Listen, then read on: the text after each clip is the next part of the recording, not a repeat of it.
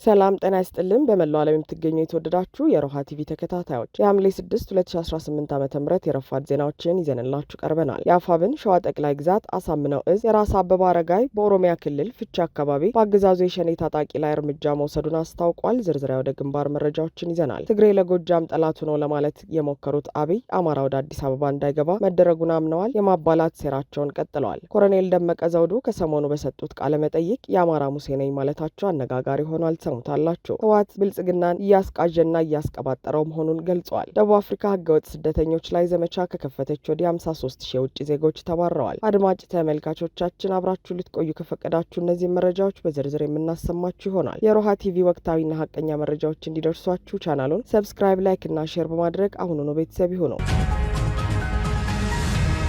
የአፋብን ሸዋ ጠቅላይ ግዛት አሳምነው እዝ የራስ አበበ አረጋይ በኦሮሚያ ክልል ፍቼ አካባቢ በአገዛዙ የሸኔ ታጣቂ ላይ እርምጃ መውሰዱን አስታወቀ። ኦሮሚያ ክልል ፍቼ ሰላሌ አውራጃ ነዋሪዎች ላይ ብሔርና ሃይማኖት ሳይለይ የዘረፋ ተግባር ሲፈጽም በነበረው የሸኔ ቡድን ላይ የአፋብን ሸዋ ጠቅላይ ግዛት አሳምነው እዝ አጼ አምደ ጽዮን ኮር ራስ አበበ አረጋይ ክፍለ ጦር ሁለተኛ አሊ ሻለቃ ደገም ወረዳ ውስጥ በሚገኙትና ቡድኑ በሰፈረባቸው ሀሮና አቦለሊሳ በተባሉ ቦታዎች ላይ መብረቃዊና የማያዳግም እርምጃ ወስዷል። ከንጋቱ 12 ሰዓት እስከ ቀኑ 5 ሰዓት ድረስ በተደረገው በዚህ ስልታዊና ልዩ ኦፕሬሽን የሻለቃው አናብስቶች የጠላትን ካምፕ በመስበር ከፍተኛ የድል ዜና አብስረዋል። በኦፕሬሽኑ በርካታ የቡድኑ አባላት ተደምስሰዋል። በግዳጁ የተገኙ ግብአቶች 7 የጦር መሳሪያዎችና በርካታ ተተኳሾች ተማርከዋል። የቀንድ ከብቶች እንዲሁም 15 በግና ፍየሎች ከዘራፊው እጅ ለአርሶ አደሮቹ ተመልሰዋል። ወታደራዊ ሻንጣዎች፣ ካዝናዎች፣ ልዩ ልዩ ቦምቦችና የወገብ ትጥቆች በቁጥጥር ስር ውለዋል ሲል በአፋብን ሸዋ ጠቅላይ ግዛት አሳምነው እዝ ህዝብ ግንኙነት መምሪያ ገልጿል። ይህ በእንዲህ እንዳለ የአማራ ፋኖ ብሔራዊ ንቅናቄ ወሎ ቤተ አማራ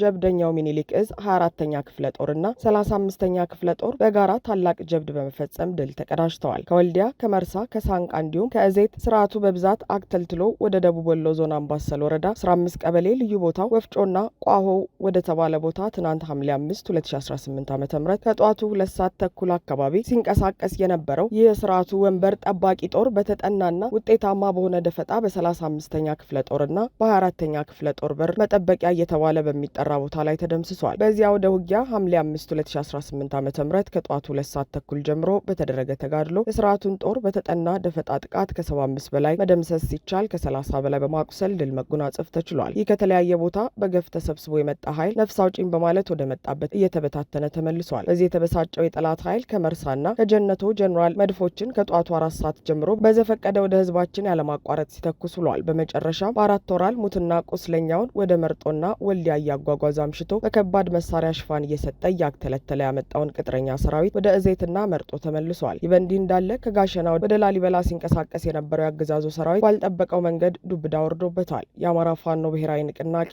ወሎ ቤተ አማራ ሚኒሊክ እዝ 303ኛ አሳምነው ኮር አካል የሆኑት እሸት ክፍለ ጦርና ነብሮ ኮማንዶ ክፍለ ጦር በጋራ በመቀናጀት አገራማን ብሎ እየተተለተለ ከጋሸና ላሊበላ ሲጓዝ የነበረውን የብርሃኑ ጁላን ጦር ገዢ ቦታ በመያዝና ደፈጣ በመጣል ድብኮ ልዩ ስሙ ቆጋ ወንዝ የተባለ ቦታ ላይ ከፍተኛ ጉዳት እንዲያስተናግድ አድርገውታል። ውጊያው ከማለዳው 1 ሰዓት ተኩል እስከ ረፋዱ 4 ሰዓት የአገዛዙ ጦር በደፈጣ ሲቀጠቀጥ ውሏል። የተዝረከረከውና የተራረፈው ቀሪው የአገዛዙ ወታደር በጠዋቱ ዳግም እንዳይመለሱ ወደ ተሸኙትና የውሃ ሽታ ሆነው የቀሩትን ሰራዊት እየለቃቀመ ወደ መጣበት ለመመለስ ዳግም ከቀኑ 7 ሰዓት ኃይሉን አጠናክሮ ቢንቀሳቀስም ከጀርባ በመከተል ሙትና ቁስለኛውን እየጣለ እግሬ አውጪኝ ብሎ መመለሱ ተረጋግጧል። በተደረገው የደፈጣ ውጊያ 13 የአገዛዙ ወታደሮች እስከ ወዲያኛው ሲሸኙ ከ17 በላይ ቁስለኛውን እያንጠባጠበ ወደ መጣበት ተመልሷል።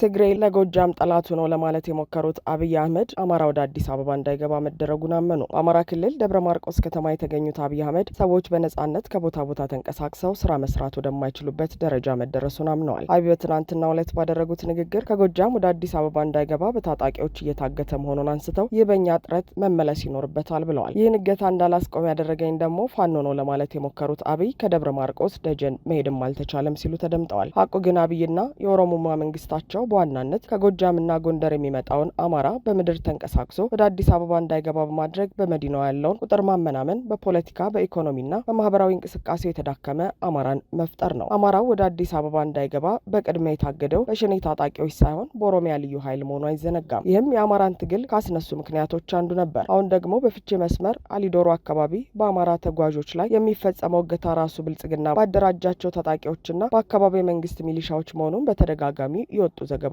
አመልክተዋል። ሆኖም ላለፉት 4 ዓመታት አብይ ራሳቸውም ሆኑ ሚዲያዎቻቸው ትንፍሽ ብለውት የማያውቁትን ጉዳይ አሁን የፋኖ ኃይሎች ከህወሓት ጋር ትብብር ፈጥረዋል ብለው ሲያስቡ የአማራውን ልብ ለማግኘት እንዲህ አይነት ንግግር ማድረግ ጀምረዋል። ድንጋጤ ውስጥ የገቡት አብይ አንቅሮ የተፋቸውን የጎጃም ህዝብ ልብ ለማግኘት ሲሉ ለዓመታት የዘነጉትን የደብረ ማርቆስ አውሮፕላን ማረፊያ ስራ አስጀምሬያለሁ ብለዋል። ዳሩ ግን አብዛኛው የጎጃም ህዝብ ልክ የሌለውን የአውሮፕላን ትኬት ቆርጦ ወደ አዲስ አበባ መምጣት እንደማይችል ይታወቃል። አይደለም የአውሮፕላኑ ዋጋ የባሱ ዋጋን በመክበዱ አብዛኛው ህዝብ በመሬት የመጓዝ ተስፋው ተመናምኗል። አብይም መንግስታዊ ኃላፊነታቸውን እንደማይወጡ በቀጥታ የጠቆሙ ሲሆን ብቻቸውን ሆነው የጎጃም አዲስ አበባ መንገድን እንደማይከፍቱ ጠቁመዋል። በዚህም አብረን የአሊዶሮን መንገድ ማስከፈት ሲገባን ፋኖ ተደራጅቶ በአማራ ክልል እየወጋን ነው ሲሉም ተናግረዋል። ሆኖም በአሊዶሮ የሰፈረውን ሸኔ በተደጋጋሚ የመንግስት ሸኔ ነው ያሰማሩትም እነ ሽመልስ አብዲሳ ናቸው የሚል ክስ ሲሰማና በየጊዜው በመቶዎች የሚቆጠሩ አማራዎች ሲታገቱና ሚሊዮን ብሮችን እየተጠየቁ ሲገደሉ ድምጽ እንዲታፈን ያደረጉት አብይ አህመድ ዛሬ የአማራ ኃይሎች ከትግራይ ኃይሎች ጋር ጥምረት ፈጥረዋል ሲባል ጉዳዩን ችላ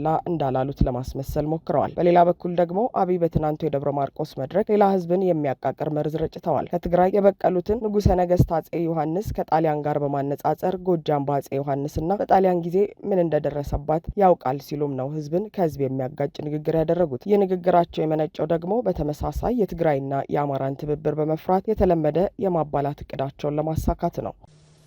አማራን አይጠቅምም፣ ጎጃምን አይጠቅምም፣ ምስራቅ ጎጃምን አይጠቅምም። ይህ ህዝብ በአጼ ዮሐንስ ጊዜ በነበረ ሁኔታ ምን እንደደረሰበት ያውቃል። በጣሊያን ጊዜ ምን እንደደረሰበት ያውቃል። ትግል፣ ፍልሚያ፣ ውጊያ ለእናንተ አዲስ ጉዳይ አይደለም። አባቶቻችሁ አልፈውበታል። ኮሎኔል ደመቀ ዘውዱ ከሰሞኑ በሰጡት ቃለ መጠይቅ የአማራ ሙሴ ነኝ ማለታቸው አነጋጋሪ ሆኗል። ኮሎኔል ደመቀ ዘውዱ በጎንደር ህዝብ ተጋድሎ ከአፈና ነጻ የወጡበትን የሐምሌ 5 ቀን አስመልክቶ አነጋጋሪ ቃለ መጠይቅ ሰጥተዋል። በዚህ አነጋጋሪ ቃለ መጠይቃቸው የሐምሌ 5ና አጠቃላይ የዚያን ወቅት ሁኔታ ለመዳሰስ ሞክረዋል። ታዲያ በዚህ የወቅቱን አጠቃላይ ሁኔታ በዳሰሱበት ቃለ መጠይቃቸው ራሳቸውን ከእስራኤላውያን ነጻ አውጪዎች ከሙሴና ከዳዊት ጋር በማነጻጸር የአማራ ሙሴ ነኝ ማለታቸው አነጋጋሪ ሆኗል። እግዚአብሔር ይወደኛል የሚሉት ኮሎኔሉ በሐምሌ 5 ተኩስ የተነሳ በአማራ ክልልና በኢትዮጵያ ለውጥ መጥቷል ሲሉ አክለዋል። እምነት ላለው ሰው በምክንያት ነው ከባርነት እንድንወጣ ይህ ጉዳይ በጎንደር የተከሰተውም ይላሉ። ዕለቱን የማከብረው በሃይማኖታዊ ጉዳይ ነው ሲሉ የሚቀጥሉት ኮሎኔል ደመቀ እስራኤላውያን ከሲና በረሃ የወጡበትን መጽሐፍ ቅዱሳዊ ታሪክ አብራርተዋል። እግዚአብሔር እስራኤላውያንን ከሲና በረሃ ለማውጣት ሙሴን ሰጣቸው፣ ከጎልያድ ጥቃት ነጻ ሲወጡ ዳዊትን ሰጣቸው። የዚያን ጊዜ ደግሞ ህወሓት አጣብቂኝ ችግር ውስጥ ሲወድቅ እኔ የተገኘው ብዙ ህዝብ ደግሞ ከጎን የተሰለፈ በማለት ራሳቸውን እንደ ሙሴ የጎንደርን ህዝብ እንደ እስራኤላዊ መስለው መለኮታዊ ቀመስ ማብራሪያን ሰጥተዋል። ኮሎኔሉ ሲቀጥሉ ዳዊትም ተባለ ሙሴም ተባለ ተከታያቸው ብዙ ነው፣ እንደ ድል ሆኖ ግን ለታሪኩ እነሱ ታድለዋል። እኔ ያንን እድልና ታሪክ ለእኔ ስለሰጠኝ እግዚአብሔርን በጣም ነው የማመሰግነው በማለት ያንን ትግል እንደ ሙሴ እንዲመሩ ፈጣሪ እንደመረጣቸውም አክለዋል። ኮሎኔሉ በሐምሌ 5 2008 ዓ.ም በጎንደር የተነሳው ህዝባዊ ተኩስና ተቃውሞ የህወሓትን የማይደፈርነት ምስል የሰበረና ለ2010 ሀገራዊ ለውጥ ዋና መሰረት መሆኑን ገልጸዋል። በመሆኑም ዕለቱ ሳይደበዝዝ እየተከበረ እንዲቀጥል ጥሪ አቅርበዋል። ህወሓት ብልጽግናን እያስቃዠውና እያስቀባጠረው ነው ሲሉ የድርጅቱ ምክትል ፕሬዚዳንት አቶ አማኑኤል አሰፋ ገለጹ። የትግራይ ክልል አስተዳደር ምክትል ፕሬዚዳንትና የህወሓት ምክትል ሊቀመንበር አቶ አማኑኤል አሰፋ በይፋዊ የፌስቡክ ገጻቸው ባስተላለፉት መልእክት የአብይ አህመድ ጄኖሳይዳዊ አገዛዝ የፕሮፓጋንዳ ማሽኖች የሚያሰራጩትን ተጻራሪ ዘገባዎችና የባለስልጣኖቹን ዲስኩሮች ተችተዋል። ምክትል ፕሬዚዳንቱ አያይዘውም የአገዛዙ የተለያዩ አካላት በየመድረኩ በአንድ በኩል ስለ ህወሓት መዳከም የሚሰጡትን መግለጫዎች በመጥቀስ ድርጅቱ ማህበራዊ መሰረት የሌለውና የፈረሰ አካል በማለት እንደሚናገሩ በማስታወስ በሌላ በኩል የሚያሰራጩት ደግሞ የተገላቢጦሽና የህልውናቸው ስጋት በማድረግ ድርጅቱን የኢትዮጵያ ፖለቲካ የስበት ማዕከል በማድረግ በገደምዳሜ ሲናገሩ ማየት የተለመደ እንደሆነ ያመለክታል። አቶ አማኑኤል አሰፋ ባጋሩት በዚሁ መልእክታቸው ህወሓት ከሌለ ማህበራዊ መሰረት ከሌለው ቃፎ ከሆነ ታዲያ በፓርላማ በሚዲያ በስብሰባ በአደባባይና በስልጠናዎች በየቀኑ መጥተው ህወሓትን እያነሱ መቃዠት ምን አመጣው ሲሉ ጥያቄ አቅርበዋል። ድርጅታቸው አሁንም ያለው ተሰሚነትና ክብደት ከፍተኛ በመሆኑ የአገዛዙ ተቋማት በየዕለቱ ትኩረት አጀንዳ እንዳደረጉት ለማሳየትም በሞተ አካል ላይ ማንም ድንጋይ አይወረውርም የሚለውን አባባል በምሳሌነት ተጠቅመዋል።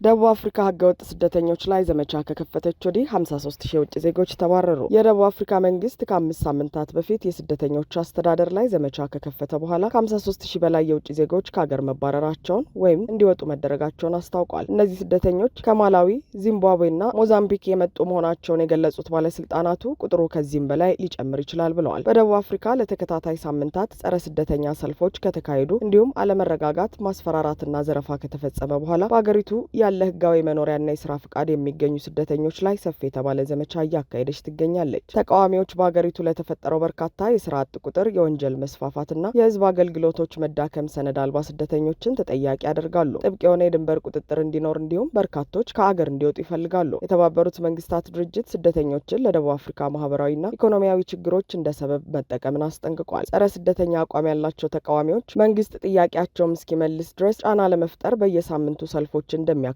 ዝተዋል። ተቃውሞቹ ወደ አመጽ ሊቀየሩ ይችላል የሚል ስጋቶችም ጨምረዋል። ሰልፈኞቹ ሁሉም ህጋዊ ያልሆኑ ስደተኞች ሀገሪቱን ለቀው እንዲወጡ እስከ ሰኔ 23 2018 ድረስ ይፋዊ ያልሆነ የጊዜ ገደብ ሰጥተው ነበር። በዚህም የተነሳ ብዙ የውጭ ዜጎች ብጥብጥና ማስፈራሪያዎችን ለማምለጥ በፍጥነት ለቀው ወጥተዋል። ባለፉት ሳምንታት ጋና፣ ናይጄሪያ፣ ኡጋንዳና ኬንያን ጨምሮ በርካታ ሀገሮች ዜጎቻቸውን ወደ ሀገራቸው አጓጉዘዋል። የፍትህና የህገ መንግስት ልማት ሚኒስትር ማሞሎኮ ኩባዩ እሁድ ዕለት እንዳስታወቁት 53499 የውጭ ዜጎች ከሀገር እንዲወጡና ወደ ሀገራቸው እንዲመለሱ ተደርገዋል። የማላዊ፣ ዚምባብዌና ሞዛምቢክ ዜጎች በብዛት ይገኙበታል ብለዋል። በሀገራችን ውስጥ ያሉ ሰዎች የዜግነትና የኢሚግሬሽን ሁኔታ ምንም ይሁን ምን የሰብአዊ መብቶችንና ክብርን በጠበቀ ሁኔታ ህዝባችን ለሚያነሳቸው ስጋቶች ተገቢውን ትኩረት የሚሰጥ ስርዓት ያለውና መደበኛ ፍልሰት እንዲኖር ለማድረግ እየጣርን ነው ሲሉ ኩባዩ በፕሪቶሪያ በሰጡት ጋዜጣዊ መግለጫ ላይ ተናግረዋል። ከሀገር የማስወጣቱ ሂደት በወንጀል ተጠርጥረው በፖሊስ የሚፈለጉ ሰዎችን ለመያዝ እንደረዳቸው ጨምረው አስረድተዋል። ባለስልጣናት የኢሚግሬሽን ህጎቹን ማስፈጸማቸውን እንደሚቀጥሉ ተናግረው ተቃዋሚዎች ሰነድ አልባ ስደተኞችን በማስጠለል የተጠረጠሩ ቤቶችንና